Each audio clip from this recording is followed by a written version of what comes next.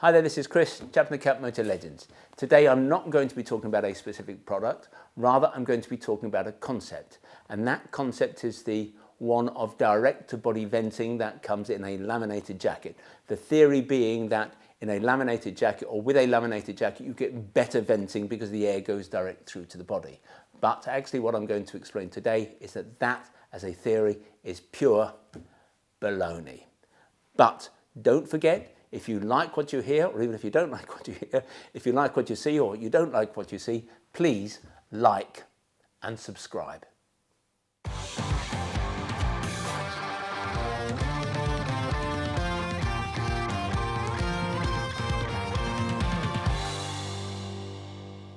Here at Motolegends, we sell a fair amount of high-end laminated clothing from people like, I suppose, Klim and Rucker. And whilst we are more than aware of the benefits of laminated membranes, many of our customers will know that we're of the view that drop liner garments where the membrane is fixed but hangs independently inside the outer fabric is a better option for most motorcyclists. Drop liner jackets tend to offer better value. They are more comfortable, and because of the extra air gap between the outer fabric and the membrane, they tend to be warmer in cold weather. Crucially, drop liner garments will not let you down on the waterproofing front in the way that most laminated ones will. Drop liner garments are simple to make. Any factory can put together a drop liner jacket or pant. So simple are they to make that they're difficult to mess up. Laminated gear, by contrast, is really tricky to get right. You need to use good quality tape to seal the joins between all the abutting panels on a jacket or pant. You need to use a lot of tape. You need to apply it incredibly carefully.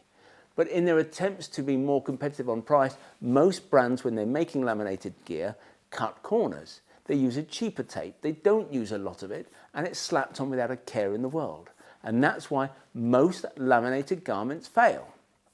Now, if you don't ride much in the rain, you may well be fine. But if you ride a lot in wet weather, the chances are that at some point you will be let down.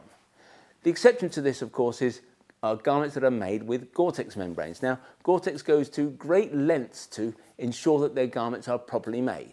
But as far as the consumer is concerned, the big difference is that Gore-Tex laminated membranes are guaranteed to be waterproof for life. With a laminated jacket or pant, the membrane, the waterproof membrane, is laminated or heat sealed to the inner surface of the outer fabric. Because this membrane is stuck to the inside of the outer protective layer, water cannot pass through it in the way that it can in a garment with a drop liner membrane. Now, while water passing through the outer material of a drop liner jacket or pant is normally not a big deal because the fixed but independently suspended membrane will still keep you dry. So the water can come in through the outside of the fabric, but it can't pass through the membrane. But it is true that after 3 or 4 hours in heavy rain, the water that is trapped between the outer fabric and the membrane can start to make you feel cold because we lose body heat 20 times faster through a wet environment than we do through a dry one.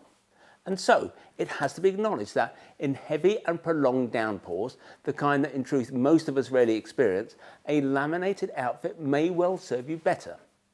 There is, of course, another benefit of laminated gear for those who have more than an hour or more's commute into work.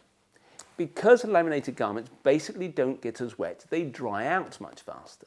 So let's say that you have a 70-minute commute into work. It rains heavily all the time you're riding into work. When you get to work, your laminated jacket or pant will be pretty dry because it's not absorbed the rain. The rain couldn't get through that outer fabric, such that when it comes time to ride home in the evening, you will have an absolutely bone-dry outfit. And of course, that is what you want on a winter's evening when you're about to ride home. In a drop liner suit, by contrast, you might be looking at a certain level of dampness because it will have absorbed more rain on your way into work. Anyway, that in essence summarizes the benefits of laminated gear. You won't necessarily stay drier in a laminated outfit, but a laminated outfit will dry out faster, and in heavy and prolonged downpours, you will lose less body heat, and as a consequence, you will stay warmer. Now, even though in our view there are many downsides to laminated clothing, there is another potential benefit that is much spoken about, and it's what is known as direct-to-body venting. If you have a zipped vent in the outer shell of a drop liner jacket or pants, the air will be blocked from reaching the body to a degree by the internal waterproof membrane. So this is a drop liner garment, or an example of how a drop liner garment is constructed. If I had a vent in here, the air could pass through that easily, but it would be blocked from reaching the body by this internal independent waterproof membrane. But when you have a zipped vent in a laminated garment is by definition one piece because the membrane is bonded to the inside of the fabric. When you have a vent in a laminated garment, it is going to pass straight through to the body. So that sounds as though it's got to be a good thing, and certainly many manufacturers cite direct-to-body venting as a benefit of their laminated wares. But whilst it must be obvious that air will reach the body better if there's no membrane in the way, it is a myth that you will stay cooler in a well-vented laminated jacket than you will in a similarly vented drop liner one. Let me explain. When it's hot, it's good to have a flow of cooler air reaching the body to cool us down. Now, we have long pointed out that wearing any membrane next to your body, either a drop liner membrane or a laminated membrane, wearing any kind of membrane next to the body when it's really hot or when you're working hard off-road will impede our ability to sweat effectively.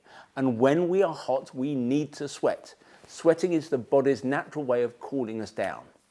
A membrane will make it harder for the sweat that comes to the surface of the skin to escape into the ether. And that's important to the sweating process. If this doesn't happen, if the sweat doesn't escape, then we won't cool down. We will just get wetter, we will get sweatier, and we will get hotter and hotter. You will not get cooler.